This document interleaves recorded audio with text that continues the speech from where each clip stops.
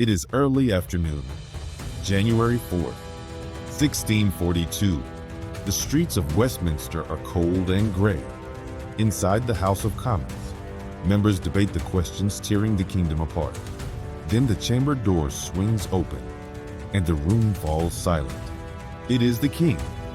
Charles Stuart has not been summoned. He has come of his own will, and he has not come alone.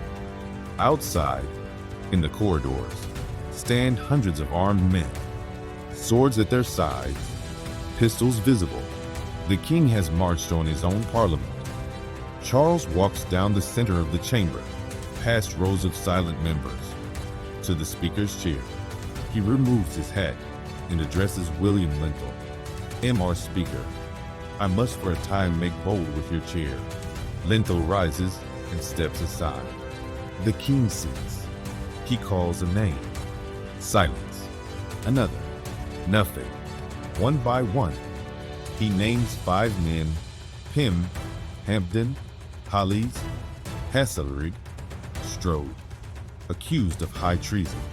None answer. Their seats are empty. The king turns to the speaker. "Where are they?" And William Lenthall, kneeling, gives an answer that will echo through centuries: a quiet, devastating refusal that reshapes the relationship between crown and parliament forever. How could a king walk into parliament at the height of his power and walk out weaker than when he entered? By the winter of 1641, Charles was bankrupt from failed wars against the Scots, forced to convene a parliament he could not dissolve. It executed his chief minister, Strafford, abolished his prerogative court, stripped his fiscal powers. Then the Irish rebellion raised the question: who would control the army needed to suppress it, king or parliament? Charles became convinced Pym and his allies were traitors encouraging Scottish invasion and plotting to impeach his queen. In his mind, direct intervention was not a violation, it was a necessity. On January 3rd, the king's attorney general presented 7 articles of high treason against the 5 members and Lord Kimbolton, subverting the laws, encouraging Scottish invasion, levying war against the crown. A herald demanded their surrender. The House refused installed. Charles faced a choice: due process or direct action, and chose the latter. On the morning of the 4th, he assembled roughly 400 armed men at Whitehall. Word spread faster than the king could march. The French ambassador sent warning. By 3 in the afternoon, the 5 men had slipped away by barge to the safety of the city. Charles did not know. As his column approached Westminster, he believed he was about to decapitate the opposition and prove who ruled England. Charles entered the chamber with only his nephew at his side. Armed men remained in the lobby, visible, pistols on display. The doors propped open so every member could see the soldiers and feel the threat. Charles took the speaker's chair. He called for Pym. Silence. Hollis. Nothing. He scanned the benches. The chamber was full, but the 5 men were gone. In this moment of humiliation, Charles turned to William Lenthall.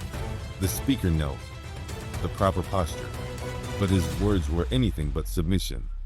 "I have neither eyes to see nor tongue to speak in this place, but as this house is pleased to direct me, whose servant I am here. And I humbly beg your majesty's pardon that I cannot give any other answer than this to what your majesty is pleased to demand of me." The speaker, a man whose very title declared him the king's spokesman, had just told the king his first loyalty was to Parliament, not the crown. For the first time in English history, a speaker had declared his allegiance to the liberty of the house over the will of the monarch. Charles tried to recover. Well, he said, "'tis no matter. I think my eyes are as good as another's." He scanned the benches, a long survey. Then, in words that betrayed his entire enterprise, he murmured, "All my birds have flown." He stepped down, walked back through the silent chamber, and out. As he left, a cry rose from the benches. A single word, shouted again and again: "Privilege, privilege." Parliament was naming the right the king had just violated, and it would not forget. The king had entered the chamber at the height of his power. He walked out weaker than when he entered, and everyone who witnessed it knew the political damage was immediate. The next day, the 5 members returned in a triumphant river procession, escorted by thousands of armed citizens. London had chosen its side. The Commons declared the intrusion a high breach of privilege, adjourned to the city for safety, and organized their own security. Within a week, Charles fled London. He would not return for 7 years, except as a prisoner. This day did not single-handedly start the Civil War. The crisis was already structural, but the failed arrest destroyed what trust remained. Charles had options. He chose a personal show of force. When it collapsed, compromise became almost impossible. Both sides prepared for war. There is bitter historical symmetry to this story. On January 4th, 1642, Charles Stuart walked into Parliament to arrest 5 men he had branded traitors. He believed kingship placed him beyond judgment. 7 years later, in January 1649, the same Parliament tried the king and executed him for high treason against the people of England. The charge that could not stick to Pym, Hampden, Hollis, Castlereagh, and Strode, treason, was the very charge that would consume Charles himself.